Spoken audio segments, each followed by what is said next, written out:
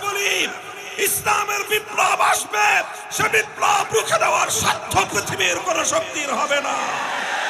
সে বিপ্লব যখন আসবে, দিল্লির লাল কেল্লায় কালেমার পতাকা উঠবে, চায়নার পিকিং এর পথে পথে আল্লাহু আকবারের ধ্বনি উঠবে, মস্কোর রাজপথে আল্লাহর বরত্বের জয়গান গাওয়া হবে।